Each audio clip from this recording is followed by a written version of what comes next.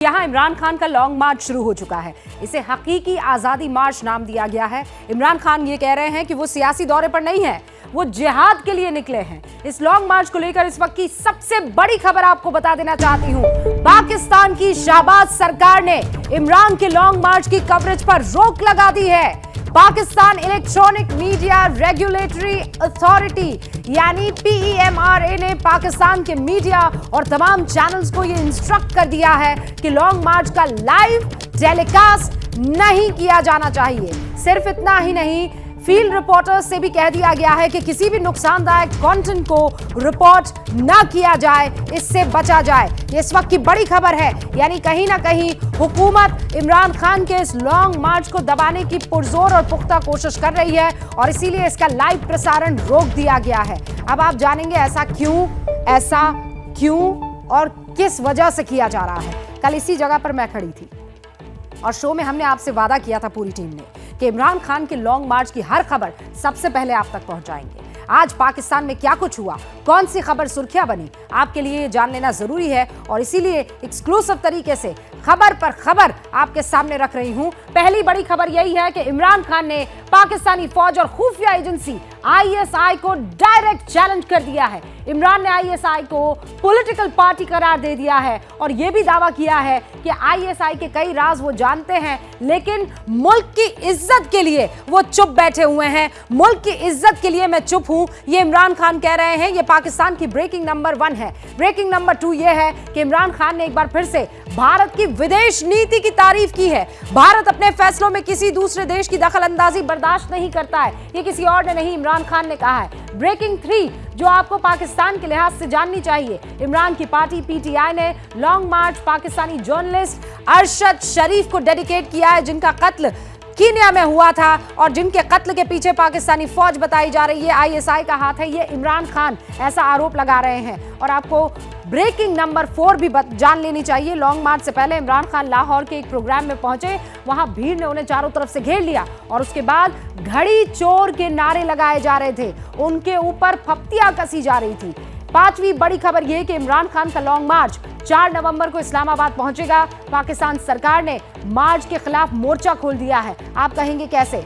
इस्लामाबाद की हिफाजत के लिए 13,000 से ज्यादा सुरक्षाकर्मी तैनात कर दिए गए हैं और लॉन्ग मार्च से निपटने के लिए 41 करोड़ रुपए का बजट सरकार ने बाकायदा तय किया है। यह भी सच्चाई है कि बगैर बवाल के पाकिस्तान का कोई भी लॉन्ग मार्च खत्म नहीं होता है। ऐसे में सवाल यह है कि इस दफा क्या होने वाला है और क्यों पाकिस्तान में एक बार फिर से मार्शल लॉ लगने की आशंका आकार लेने लगी है। इस सुपर एक्सक्लूसिव रिपोर्ट में आपको सब कुछ मिलेगा।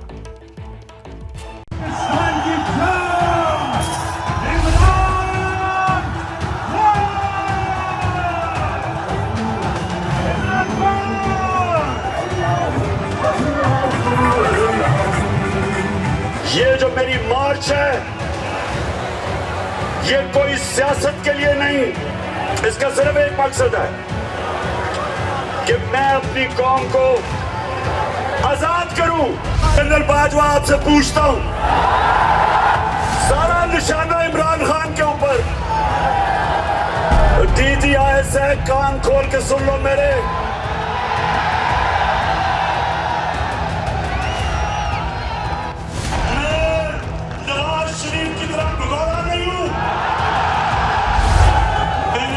से जाना नहीं, मेरा जीना मरना इस मुल्क पे। लाहौर की सड़कों पर इंसानी सैलाब, नारों का शोर,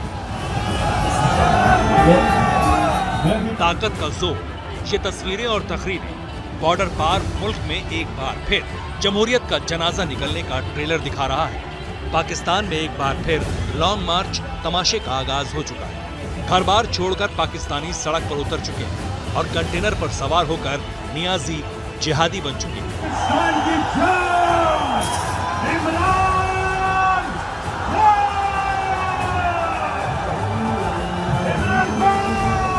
मैं बहुत कुछ कह सकता हूँ, आपके जवाब दे सकता हूँ, लेकिन मैं ये नहीं चाहता कि मेरे मुल्क के इदारे कमजोर हो। शरीफ और जरदारी खानदान को भर भर कोसा, अमेरिका से लेकर रूस तक की बातें की, मुफलिसी और महंगाई से पस्त पाकिस्तानियों को एक बार फिर तब्दीली के ख्वाब दिखाने के बाद इस्लामाबाद की हुकूमत को उखाड़ फेंकने की सौगंध खाई।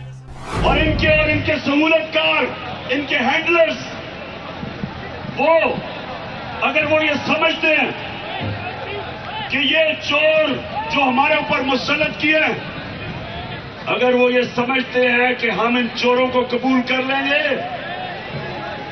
गौर से सुन लें कि ये कौम हर कुर्बानी देने के लिए तैयार है, चोरों को नहीं कबूल करेगी। सामने ताली पीटने वाली भीड़ थी, नारे लगाने वाले शागिर्दों की टोलियां थी, लिहाजा नियाजी कहां पीछे रहने वाले थे। लाहौर से लिबर्टी चौक के रावलपिंडी में बैठी बाजवा एंड कंपनी को चुनौती दी। क्या कहा, सुनिए। ऐसे कान खोल के सुन लो मेरे, कुछ चीजें जानता हूं। मैं अपने मुल्क की खातिर, अपने इदारों की खातिर मैं चुप हूं, मैं बोलता नहीं हूं, क्योंकि मैं अपने मुल्क को नुकसान नहीं पहुंचाना चाहता। करीब आधे घंटे की तकरीर के बाद इमरान खान का काफिला आगे बढ़ा तो भीड़ भी बढ़ती चली गई। यूं लग रहा था मानो पूरा पाकिस्तान नियाजी के पीछे हो चुका हो। इमरान खान के लॉन्ग मार्च में शामिल होने पाकिस्तान के कई इलाकों से लोग पहुंचे। इमरान खान को ना मैं जानता हूँ, ना इमरान खान मुझे जानता है, लेकिन मुखलिस आदमी है, सच्चा आदमी है। उसके लिए टैंक के नीचे भी कसम खुदा की ला इलाहा इल्लल्लाह मुहम्मद रसूलुल्लाह, मैं लेटने के लिए तैयार। अब तो ये पूरी पीडीएम और इम्पोर्टेड हुकूमत रोएगी। इब्तिदाई इश्क है, रोता है क्या पीडीएम। आगे आगे देखिए आपके साथ होता है क्या। इमरान खान से ऐसे ही कट्टर समर्थकों की वजह से इमरान का हौसला बुलंद है। खान साहब के शागिर्दों को भी इस्लामाबाद में दोबारा गद्दी पर काबिज होने के ख्वाब आने लगे हैं, लेकिन अभी लंबा सफर है। जानना चाहते हैं क्यों, तो समझिए। लाहौर के लिबर्टी चौक से शुरू हुए इमरान खान के काफिले को अभी करीब 400 किलोमीटर का फासला तय करना है। लाहौर से शुरू हुआ लॉन्ग मार्च दाता दरबार, गुजरावाला, सियालकोट, वजीराबाद, गुजर खान से लेकर रावलपिंडी और फिर इस्लामाबाद पहुंचेगा। इमरान खान के लॉन्ग मार्च को इस्लामाबाद पहुंचने में 1 हफ्ता लग सकता है। माना जा रहा है कि 4 नवंबर को यह काफिला इस्लामाबाद पहुंच जाएगा। तब तक पाकिस्तान के कई और हिस्सों से लाखों समर्थक जुड़ेंगे। इधर पूरे सफर के दौरान इमरान खान काफिले के साथ रहेंगे। लंबी लंबी तकरीरें होंगी, लेकिन सवाल ये है कि पाकिस्तान में ये सियासी तमाशा हो क्यों रहा है। इमरान खान आखिर चाहते क्या है? पाकिस्तान में जल्द से जल्द चुनाव करवाना चाहते हैं। शहबाज शरीफ की हुकूमत का जल्द खात्मा चाहते हैं। बाजवा के उत्तराधिकारी चुनने में दखल चाहते हैं। इमरान की ख्वाहिशें बड़ी हैं, ख्वाब बड़े हैं, तो नियाजी के शागिर्दों से निपटने के लिए इंतजाम भी कड़े हैं। सरीना चौक के ऊपर कंटेनर जो है वो रख दिए गए हैं, लेकिन रास्ता मुकम्मल तौर पर बंद नहीं किया गया। मेन मारगला रोड जो है वहाँ से रेड जोन जाने वाला रास्ता जो है वो खोला गया है, वहाँ भी कंटेनर मौजूद हैं। इसी तरह अगर बात की जाए 0 पॉइंट पर फैज़ाबाद के मकाम पर बड़ी तादाद में कंटेनर मौजूद हैं। FC के एहलकार जगह जगह तैनात कर दिए गए हैं। इस्लामाबाद पुलिस के एहलकार तैनात है। इसके साथ साथ जो सिंध से पुलिस मंगवाई गई है वो भी इनके साथ तैनात कर दी गई है। शरीफ से लेकर जरदारी खानदान तक इमरान खान की सियासी ताकत से वाकिफ है। इसलिए लाहौर से लेकर गुजरावाला और पिंडी से लेकर इस्लामाबाद तक के सभी रास्ते अभी से बंद कर दिए गए हैं। पाकिस्तान की सड़कों पर गाड़ियां कम, कंटेनर ज्यादा नजर आ रहे हैं। पाकिस्तानी सियासत में ऐसा लॉन्ग मार्च नया नहीं है, बल्कि पाकिस्तान के वजूद में आने के महज 3 साल बाद यानी 1950 से ही राजनीतिक तमाशों का सिलसिला शुरू हो गया था। खुद इमरान खान कई बार कंटेनर पर सवार हो चुके हैं, धरने दे चुके हैं, लेकिन इस बार मामला सीरियस क्यों है ये आपको समझना चाहिए।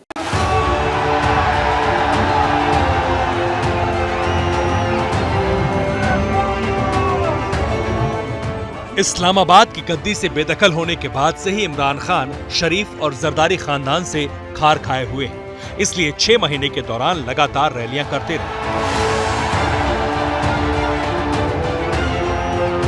नवाज शरीफ से लेकर जरदारी को सरेआम चोर डाकू कहते रहे। इसलिए इस दफा इमरान खान को कह दिया गया है कि इस्लामाबाद में दाखिल हुए तो खैर नहीं, पे चढ़ाई करने का मौका नहीं दिया जाएगा। और ऐसा करने, ऐसा सोचने और ऐसी बुरी नीयत से आने वालों के साथ जो है बहुत ही सख्ती के साथ निपटा जाएगा और उन्हें ऐसे अंजाम से दो चार किया जाएगा कि दोबारा कोई ये जथा कल्चर जो है इसकी जो है वो सोच भी ना रखे। इमरान खान करीब 4 साल तक पाकिस्तान की सत्ता में रहे। इस्लामाबाद से आने वाली ऐसी धमकियों से वाकिफ है, इसलिए लाहौर से ही राणा सनाउल्लाह को जवाब देने में देर नहीं की। ये याद रखें कि हम रहेंगे पुरअमन, लेकिन ये जो जराइम पेशा लोग हैं, ये जो 18 कत्ल करने वाला मुजरिम राणा सनाउल्लाह, आपको इनके ऊपर, और शहबाज शरीफ जिसका ह्यूमन राइट्स की रिपोर्ट में है कि इसने पुलिस मुकाबले में कितने लोग मरवाए हुए हैं, इनके ऊपर आपको नजर रखनी है। इस्लामाबाद में टैंक तैनात कर लें या फौज तैनात कर लें, इमरान बेखौफ है, लेकिन पाकिस्तानियों को मुस्तकबिल डरा रहा है। इसका ट्रेलर इसी साल मार्च में सामने आ चुका है, जब इमरान के लॉन्ग मार्च के दौरान पाकिस्तान में सिविल वॉर जैसे हालात हो गए। सवाल यह है कि इस दफा क्या होगा? क्या इमरान खान अपनी मांगे मनवाने में कामयाब होंगे? क्या पाकिस्तान में चुनाव की तारीखों का ऐलान हो जाएगा? जानकारों की माने तो इस बात की गुंजाइश कम है, लेकिन बार बार हो रही बेगैरती के बाद इमरान खान सिर पर कफन बांध चुके हैं। इसलिए इस्लामाबाद के हुक्मरानों के साथ ही रावलपिंडी के फर्जी जनरल्स के पाप भी सरेआम करने की धमकी दे रहे हैं। DGISI आपने जो कल प्रेस कॉन्फ्रेंस की,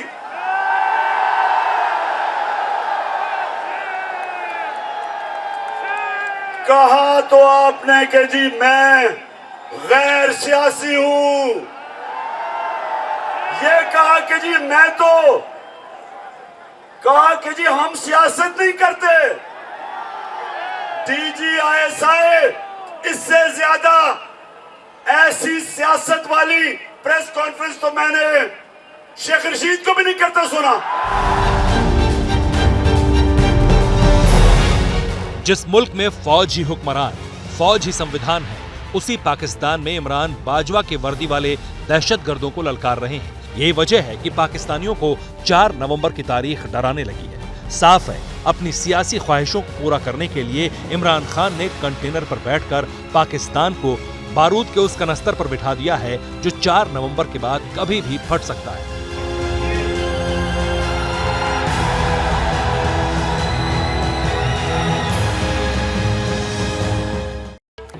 इमरान खान भले ही अपने मुल्क के हुक्मरानों की लानत मलानत करें, लेकिन प्रधानमंत्री नरेंद्र मोदी की फॉरेन पॉलिसी के वो जबरदस्त फैन हैं। वैसे न्यू इंडिया की विदेश नीति के मुरीद अकेले इमरान खान नहीं है। इसे सराहने वालों की लिस्ट में अब सबसे नया नाम आ गया है, और वो सबसे नया नाम है व्लादिमीर पुतिन का। जी हां, मॉस्को में एक कार्यक्रम हुआ। पुतिन ने कहा कि पीएम मोदी अपने देश के लिए स्वतंत्र विदेश नीति चुनने का दम रखते हैं। ये विश्व नायक मोदी की विदेश नीति की कामयाबी पर पुख्ता मोहर है, और इस बात का सबूत भी कि दुनिया भारत की ओर इस वक्त उम्मीद भरी नजरों से देख रही है। आप भी इस रिपोर्ट को देखिए।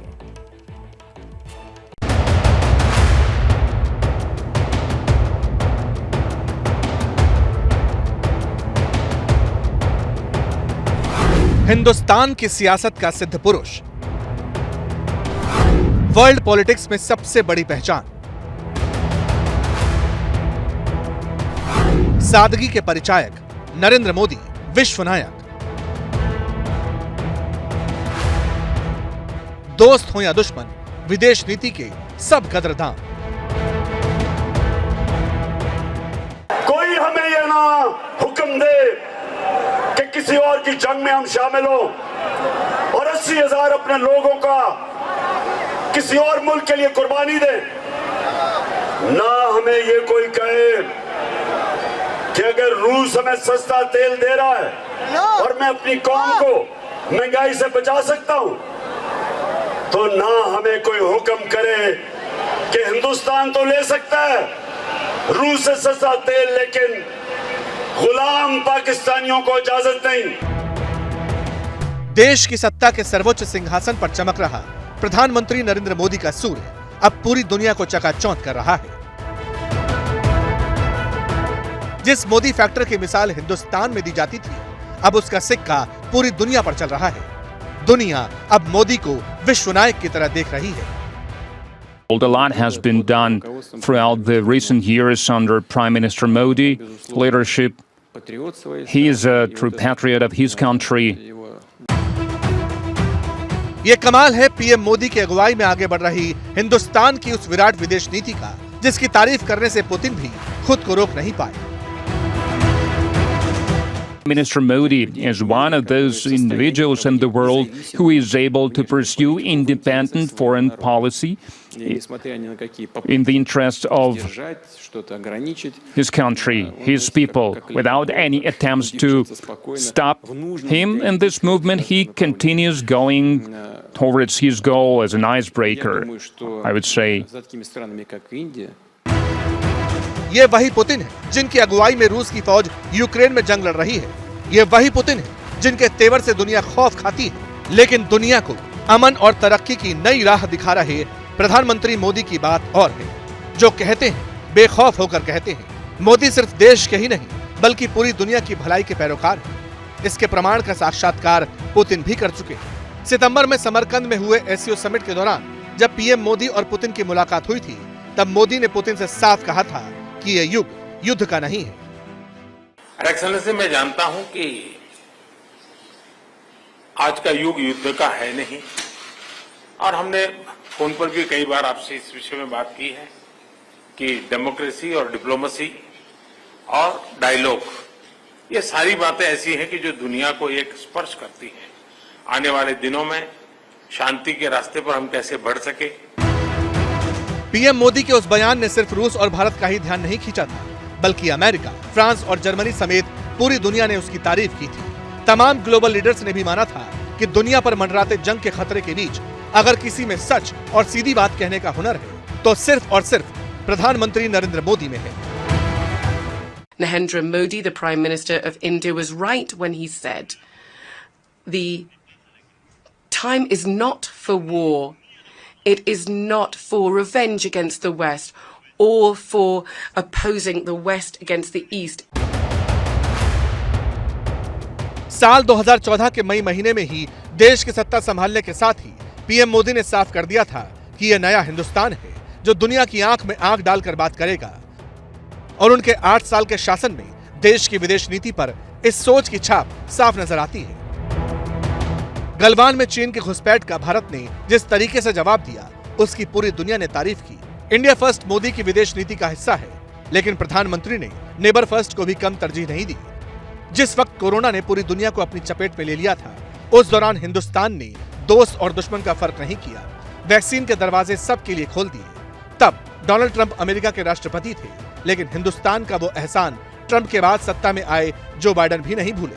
मई के महीने में टोक्यो में हुई क्वाड की मीटिंग में बाइडेन ने कहा था, 130 करोड़ की आबादी वाले हिंदुस्तान में कोरोना संकट से लड़कर प्रधानमंत्री मोदी ने यह साबित कर दिया है कि लोकतंत्र हर समस्या का समाधान निकाल सकता है। साथ ही पीएम मोदी ने यह मिथक भी तोड़ दिया है कि बदलती हुई दुनिया की चुनौतियों को चीन जैसे निरंकुश देश ही संभाल सकते हैं। यही जादू है प्रधानमंत्री नरेंद्र मोदी की शख्सियत का कि दुनिया का बड़े से बड़ा नेता, वो चाहे सरकार में हो या विपक्ष में, भारतीय प्रधानमंत्री के कुशल व्यक्तित्व और नेतृत्व क्षमता की तारीफ करता नजर आता है। आज मोदी की पॉलिसी ग्लोबल लीडर्स को रोशनी दिखा रही है। यही वजह है कि तारीफ करने वालों की लिस्ट में बराक ओबामा, दिवंगत Shinzo Abe, Boris Johnson, Emmanuel Macron, Goh Chok Tong, Naftali Bennett, Sheikh Hasina जैसे तमाम नेताओं के नाम शामिल हैं। प्रधानमंत्री मोदी की अगुवाई में हिंदुस्तान ने विदेश नीति की जो धार दिखाई है, उसकी वजह से तमाम वैश्विक मंचों पर भारत की खास पहचान बनी है और देश आज उस मुकाम पर है जहां हर चुनौती का सामना कर सकता है, बदलते वर्ल्ड ऑर्डर में विश्व गुरु की भूमिका भी निभा सकता है।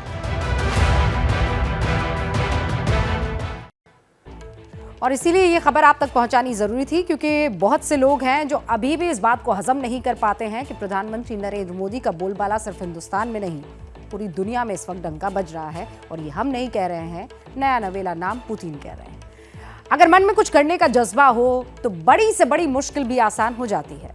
मास्टर स्ट्रोक की अगली कहानी ऐसे ही बेजोड़ जज्बे और जुनून से जुड़ी हुई है, जिसने एक मिडिल क्लास मैन को वर्ल्ड बिलियनेयर बना दिया है। ये दास्तां उस शख्सियत की है जो किसी परिचय का मोहताज तो नहीं है। ये कहानी दुनिया के सबसे रईस और टेस्ला चीफ इलॉन मस्क की है। इलॉन मस्क ने आखिरकार $44 अरब में ट्विटर को खरीद ही लिया है। आखिर इलॉन मस्क कैसे मिडिल क्लास के महानायक बने, मस्क की लाइफ में गोता लगाकर हम कुछ इंटरेस्टिंग फैक्ट्स जो हैं आपके लिए लेकर आए हैं। इसमें से कई बातें ऐसी हैं जिन्हें शायद आप पहली दफ़ा सुन रहे होंगे, लेकिन ढेर सी बातें ऐसी हैं जिनके बारे में आपको अंदाज़ा भी नहीं होगा, बहुत कम लोग जानते हैं। आइए जानते हैं इस बिलियनेयर की अनसुनी कहानी जो अपनी क्रांतिकारी सोच से मंगल ग्रह पर इंसानी बस्ती जो है वो बसाना चाहता है। यकीन मानिए, आप खुद कहेंगे ऐसे ही कोई बिलियनेयर मैन नहीं बन जाता है। बेहद दिलचस्प है एलॉन मस्क की मिडिलमैन से महानायक बनने की कहानी। टेस्ला सीईओ एलन मस्क आज दुनिया के सबसे अमीर शख्स हैं। मौजूदा वक्त में मस्क के पास $208 मिलियन की संपत्ति है। मस्क के मायालोक को आम गुणा भाग में समझे तो $208 बिलियन यानी 208 अरब डॉलर। इसे करोड़ में बदलें तो 208 गुणे 100 यानी 20,800 करोड़ डॉलर हुए। इतनी शोहरत और दौलत मस्क ने अपने मास्टर ब्रेन की बदौलत कमाई है। मस्क का IQ लेवल 155 है, जो उन्हें जीनियस की कैटेगरी में ला देता है।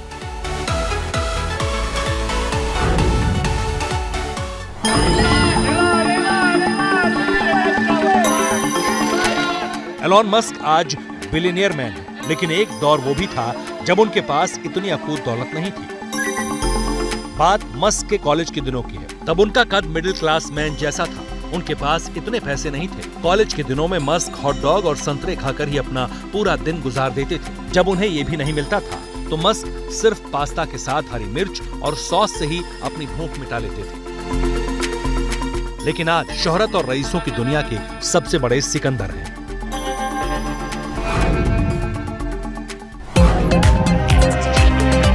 एलॉन मस्क की झोली अकूत दौलत से ही नहीं भरी, बल्कि परिवार से भरी है। मस्क 3 शादियां कर चुके हैं। उन्होंने साल 2000 में जस्टिन बिल्सोन से शादी की। इस शादी से मस्क के 5 बच्चे हुए, लेकिन साल 2008 में जस्टिन और मस्क का तलाक हो गया। साल 2010 में मस्क ने तालुला रियाल से शादी की। ये रिश्ता ज्यादा दिन नहीं चला और 2012 में डिवोर्स हो गया।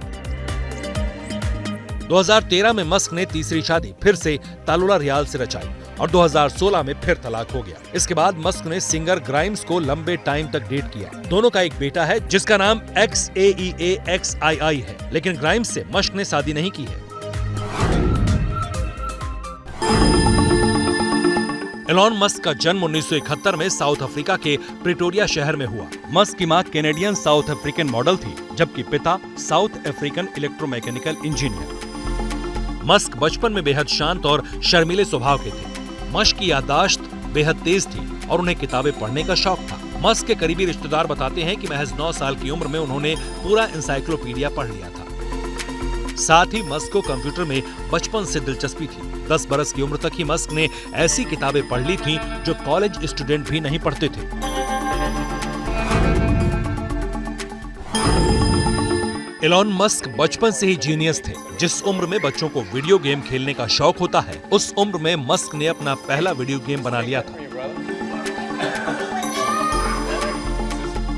स्पेस फाइटिंग गेम का नाम ब्लास्टर था। तब मस्क की उम्र महज 12 साल थी। वीडियो गेम को मस्क ने $500 में बेच दिया। इसके बाद मस्क ने अपने भाई किम्बल के साथ मिलकर Zip2 नाम की सॉफ्टवेयर कंपनी शुरू की। बाद में इसे भी $22 मिलियन में कॉम्पैक्ट कंपनी को बेच दिया। 1999 में इलॉन मस्क ने $10 मिलियन के निवेश से X.com की शुरुआत की। ये बाद में कॉन्फिनिटी नाम की कंपनी के साथ मर्ज हो गई, जो आगे चलकर पेपल बने। 2002 में eBay ने पेपल को $1.5 बिलियन में खरीद लिया, जिसमें मस्क का हिस्सा $165 मिलियन था।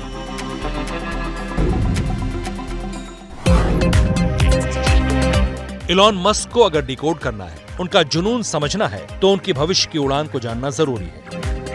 आज से करीब 18 साल पहले जब दुनिया ने इलेक्ट्रिक कार के बारे में ज्यादा सुना नहीं था, सोचा नहीं था, दुनिया में पेट्रोल जैसे फ्यूल को ही गाड़ियों का फाइनल ऑप्शन समझा जाता था, तब मस्क ने इलेक्ट्रिक कार का कॉन्सेप्ट सोचा। उन्होंने साल 2004 में इलेक्ट्रिक कार कंपनी टेस्ला की बुनियाद रखी। मस्क का कहना था कि फ्यूचर में सब कुछ इलेक्ट्रिक होगा, और देखिए उनकी बात सच साबित हुई। अब ज्यादातर वेस्टर्न कंट्रीज इलेक्ट्रिक व्हीकल्स को प्रमोट कर रहे हैं। टेस्ला ऑटोमोबाइल इंडस्ट्री का सबसे बड़ा नाम बन चुका है और इंडिया में भी इलेक्ट्रिक कारों का चलन बढ़ने लगा है। टेस्ला के को फाउंडर के तौर पर मस्क बैटरी प्रोडक्ट के साथ सोलर एनर्जी से जुड़े सभी प्रोडक्ट के डिजाइन, इंजीनियरिंग और वर्ल्ड प्रोडक्ट को लीड करते हैं।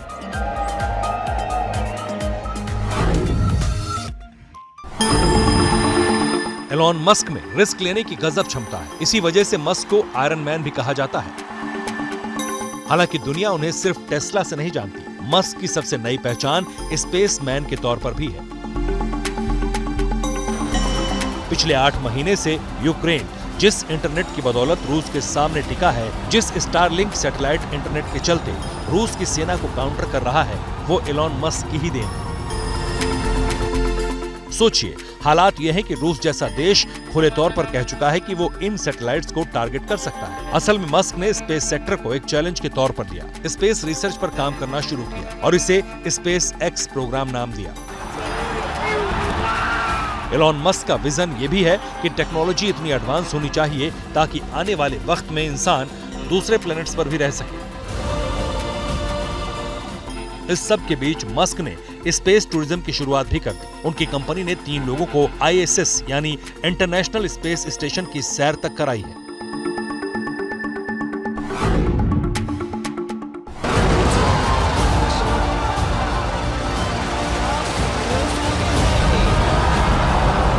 एलॉन मस्क का एक और सपना है, वो मंगल ग्रह पर इंसानों की सेल्फ सस्टेनिंग कॉलोनी बसाना चाहते हैं। लेकिन जब ह्यूमन लाइफ को एनहांस करने की बात आती है तो उसे लेकर भी मस्क रिसर्च में आगे हैं। इंसानी दिमाग को कंप्यूटर से जोड़ने के बारे में हम सिर्फ सोच सकते हैं, लेकिन मस्क ने कंप्यूटर से जोड़ने के बारे में मशीन डेवलप करनी शुरू कर दी है जो इंसानी दिमाग को कंप्यूटर से जोड़ेगी। एलॉन मस्क की क्रांतिकारी सोच का ट्रेलर साल 2016 में दिखा था। ये वो दौर था जब मस्क ने अपने कजिन से सोलर सिटी का अधिग्रहण किया था। तब से मस्क सोलर टाइल्स पर इनोवेशंस कर रहे हैं, यानी आपके घर की छत और दीवारें ऐसी होंगी जो सूरज से पावर पैदा करेंगी।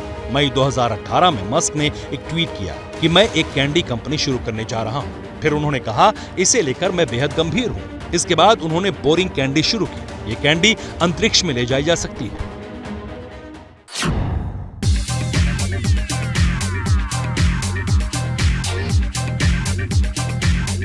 अब कई लोगों के मन में ये सवाल है कि दुनिया का सबसे अमीर आदमी आखिर कितने बड़े घर में रहता है, कैसे रहता है? तो इसका जवाब है, इस वक्त एलॉन मस्क के पास अपना कोई घर नहीं है। साल 2020 में उन्होंने ऐलान किया था कि वो जिंदगी की भव्यता कम कर रहे हैं और अपने पास कोई घर नहीं रखेंगे। सोचिए, महज 1 साल में ही उन्होंने अपने 7 आलीशान मैंशन बेच दिए।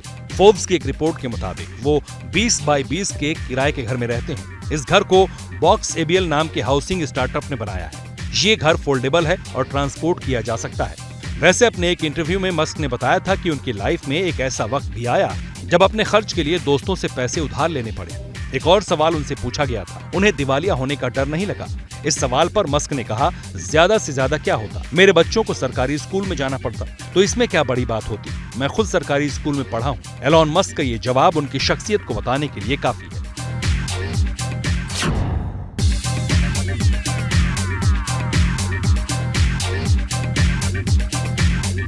कहते हैं, जब किसी चीज को शिद्दत से पाने की कोशिश करो तो पूरी कायनात उसे आपसे मिलाने में जुट जाती है। एलॉन मस्क की लाइफ पर यह कहावत बिल्कुल सटीक बैठती है। दिसंबर 2016 में एलॉन मस्क ने एक ट्वीट किया।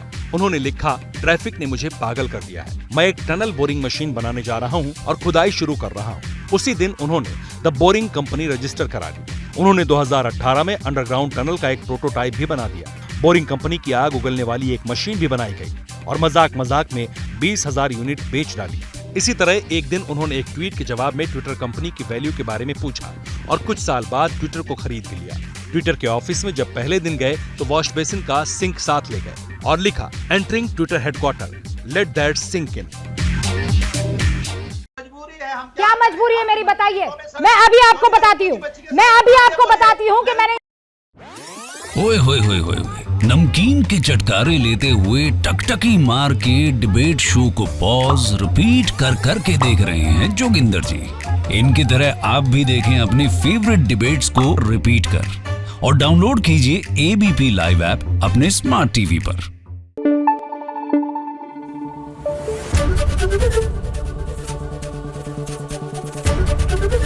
एबीपी न्यूज आपको रखे आगे।